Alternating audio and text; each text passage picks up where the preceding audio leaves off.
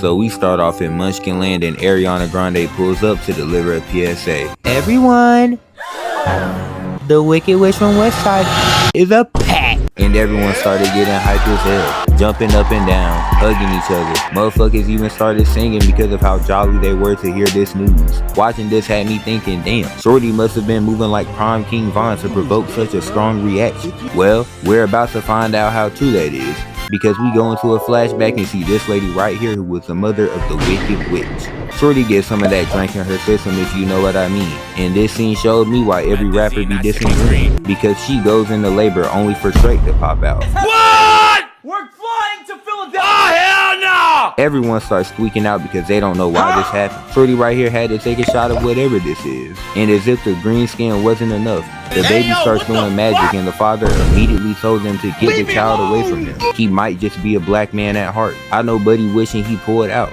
Luckily, the bear steps in to calm her down and this plants a seed for her fondness of animals. That'll be important later. We cut to Elphaba, that's her name, telling her sister about Emerald City and the wonderful Wizard of Oz, before these little kids come out of nowhere and start trolling the hell out of them. The sister begins to cry and Elphaba not going for that, so she uses earthbending, which scares the kids away as her dad runs outside. I didn't know Shorty had private lessons with Toph Payphone. But you wanna know who old dude gets mad at? He gets mad at Elphaba even though she was the one standing up for her sister. We need justice for Elphaba. We cut back to Munchkin Land and they still filled with glee as they singing their lungs out in Glinda. Ariana Grande's character even throws some fire at the wooden statue of the Wicked Witch. Whole time I'm still trying to figure out what Shorty did to deserve this treatment, because so far she's the one who's been mistreated, but I digress. Glinda tries to dip, but someone stopped her to ask, "Now hold on, wasn't that your day one?"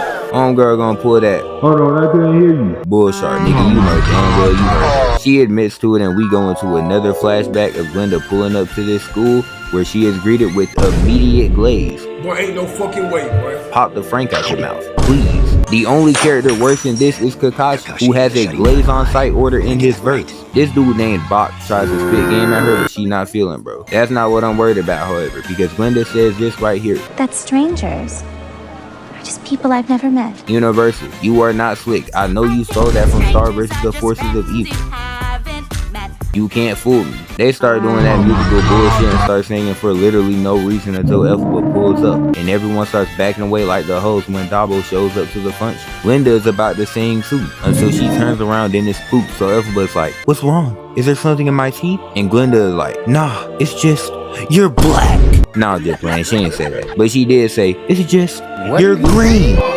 Now I'm sick, why Shorty even said that? Elphaba been through this routine a billion times, so she like, "No, I'm not seasick. No, I wasn't drinking matcha since birth." Yes, my pussy's green. I'm crying, why Shorty got it useless? Her dad pulls up to drop off her little sister and they go to this assembly thing where this lady, Madame Morrible, welcomes everyone to Shiz University. She also gives everyone their room assignments, and after she's done, Glinda starts eating her shit only to look like a D1 fan. Oh nah. We see this fat bitch right here talking to Nelsa, acting all nice and shit until Elphaba shows up and Shorty acting like she seen a ghost or something. If you scared, you should have stayed the fuck home. She introduces herself as the other daughter, and I kid you not, this lady says, "Oh, don't worry, we'll find somewhere to hide you." That's just diabolical. She takes Nessa and Elphaba tries to stop her, but she refuses, and this gets her heated, which triggers her powers to go off, catching the eye of Madame Morrible. She can spot a talent when she sees one, so she gives Elphaba a spot in the university and rooms her with Glinda before taking her away to talk to Elphaba about her powers. Elphaba tells her that she can't control them, and Madame Morrible tells her that if she learns to, then she might get a D1 offer from the Wizard of Oz himself, which has Shorty geek. So geek that she starts singing and even runs across this entire field, ending up a few steps away from going out like Black Widow. I just know her heart dropped when she saw that clip. She goes up to her room and Glinda starts bugging her about her powers, which triggers him to go off once more. Later that night, they wake up singing, which leads to an entire segment, and my only takeaway from it is that the Glinda glaze has to be stopped. They go to their history class, which is taught by LeBron James. Glinda and Elphaba have a little back and forth about differences and look at the fruitcake and girl out the destroyer, ready to glaze Glinda some more. I'm scared that if I say the wrong thing, Shorty might eat my entire screen, so let me back off. LeBron goes on with his lesson about Oz, back when animals were accepted far more than they are now, which is why he's one of the last animal professors at Shiz. The cause of this change was an event called the Great Drought, which caused people to look for someone to blame. In this moment, Glinda asks the dumbass question being, why are we so focused on the past and not the present? Man, you stupid bitch! this. Listen here, shorty. The point of learning history is so we don't make the same mistakes. So how about you just be quiet and listen to the GOAT? After this, he intends to show everyone a timeline of events, but when he flips a board, this is written on it. Everyone is shocked by this message because like what the heck, this is messed up. Free all my animals on Phonum Grave. This upsets LeBron to the point that he calls off class for the day and Elphaba has a one-on-one conversation with him. We then see her learn to control her powers, but she fails. No, you ass Trudy.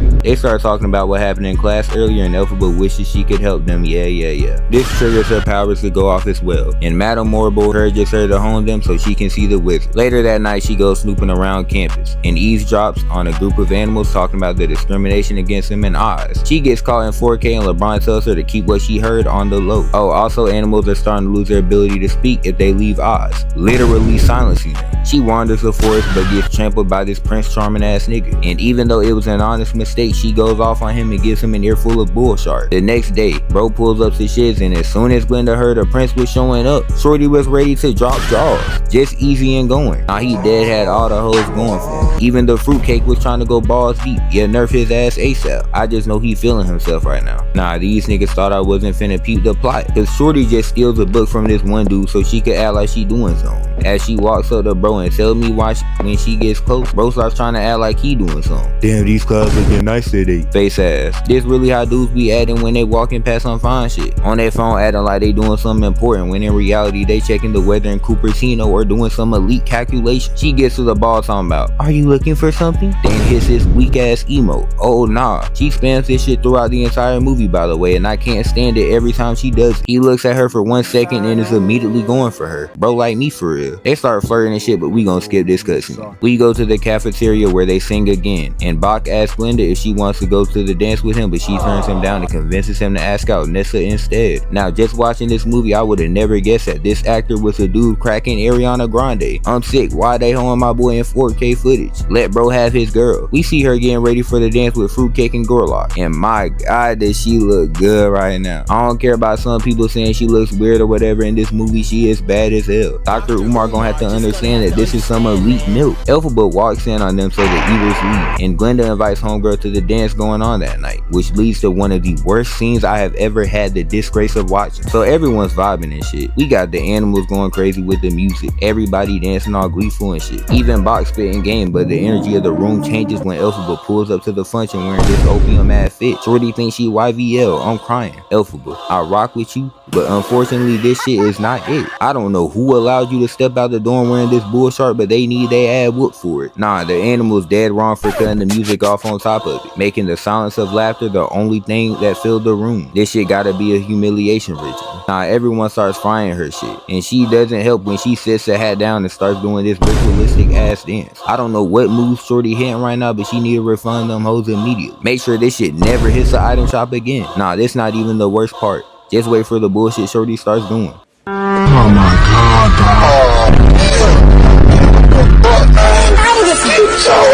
Yeah, cut it out right there. I'm not gonna lie though, I don't care how humiliated I am. I don't care what type of bullshit I'm doing. You got me fucked all the way up if you think I'm letting this Fruitcake and Gorlock fry my shit. Yeah, fuck no. On my soul, I'm cooking these niggas before they even get a chance to laugh at me. In a turn of events, Glenda joins her and starts hitting some weak ass emotes with her. Shorty look like she finna hit to take the L. Oh nah. And I swear everyone in this room is a top tier Wiley Reed level meat munch, because the moment Glenda starts doing it, they swear that shit tough and they all join in. Bro, the Glenda glaze has to be studied. Yeah, I'm moving along with this shit. Actually, I forgot to mention how Madame Morrible pulled up to tell Glenda that Elphaba insisted that she includes her in her sorceress seminar so she can learn magic. The part that had me though was Madame Morrible genuinely cooking her shit. Like, just listen to what she was saying. Become a sorceress, thank you for having faith in me. Actually, I have no faith in you. Elphaba did?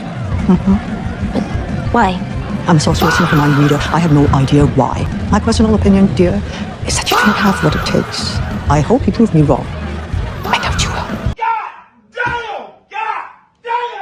That is diabolical. Later on, they start venting to each other, but we do not back here. The next day while in LeBron's class, bro announces his forced retirement, but before he can even finish his announcement, some guards pull up and take him away. Free my nigga Bron. Elphaba tries to stand up for bro, but she gets sat down by this fat hoe. Immediately after, a new history teacher pulls up with the lion cub in a cage, which has Elphaba ready to crash and her powers go off, creating these flowers that sleep everyone in the room except for Prince Charming over here. I know something's off about bro, I just can't prove it yet. I'm on to you, buddy. He takes the lion cub and they run off into the forest with bro. We also see Madame Morrible walk into the classroom only to find the aftermath. Then we find out Shorty has been in talks with the Wizard of Oz himself. Yeah, she gotta be plotting something. Y'all can't even say I'm tripping, cause next day, Oz delivers a message to Shiz inviting Elphaba to Emerald City. Just then, the iced out emerald chain pulls up, but before Elphaba leaves, we get the most crucial moment in the entire movie. A truly story-changing moment. Now, throughout the movie, Glenda pronounces her name as Linda. But obviously, I ain't say that bullshit because it's stupid as fuck. Well, she made an announcement to everyone that she'll be changing her name to simply Glenda. Shut your lame ass up, nigga. Yep, that's the announcement. We love you, Glenda. Give her the Nobel Peace Prize. I'm out. You think I'm about to? I'm not watching this. Look! Ain't no way they clapping for this shit, bro. Moving along, Elphaba hops on the train and Glenda tags along with her. And eventually they arrive in Emerald City, which is home to some of the worst fits I have ever seen. The only thing worse than this attire is AMP pre-stylish.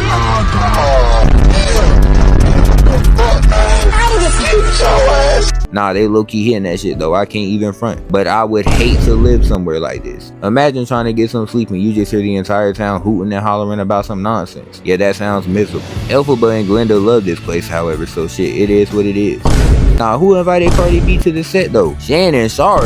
They go to watch a play about the origin story of Oz, and this shit wasn't that bad except for the atrocious attire I saw midway through it. I don't know what the hell these niggas got on. This shit can't be comfortable to wear. After this, they go to visit the wizard and they're greeted by my nigga Caesar. Yo, son. Also, these monkeys have the most aura in the entire movie, on my soul. They step into the room of the wizard where we meet this head, and as cold as he is, I called his bluff from the beginning. As soon as Elphaba introduces herself, he cuts the bullshit and reveals himself to be a regular ass nigga. Now, I will say though, his powers may be fake, but the drip is real, cause Buddy got that shit on. He gives him this little presentation about the future of Oz, and they even decide on the iconic yellow brick road, which was a nice nod to the original story. This little show is cool and all, but let's cut to the point. Madame Morrible pulls up and then Caesar reveals the Grimoire.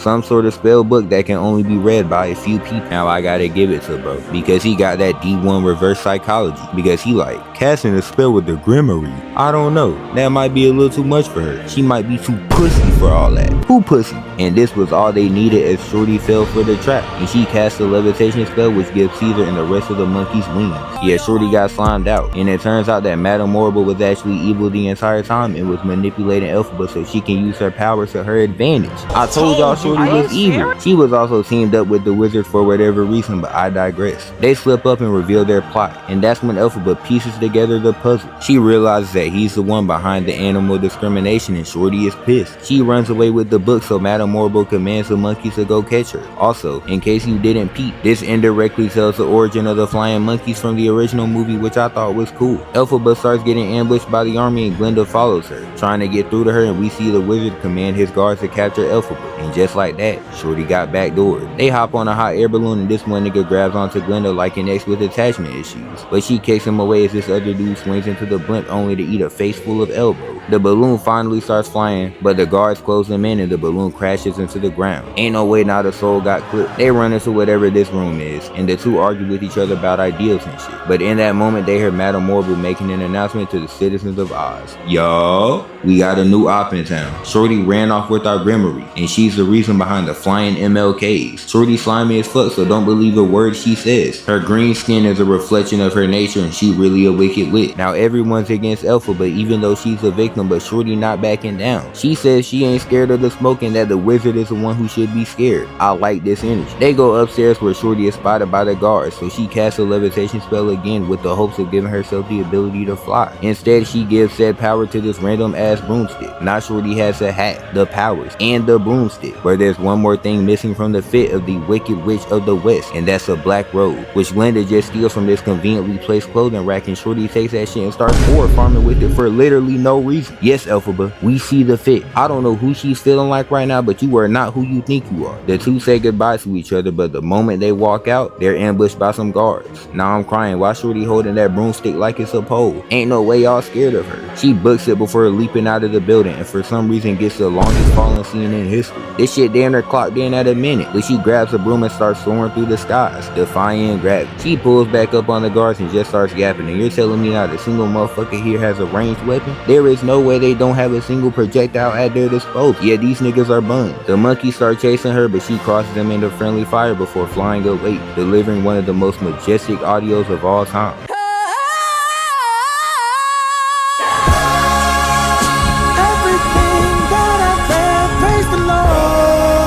That's all I have. I hope you enjoyed the video, and I hope you have a great day. Peace. 君を殺す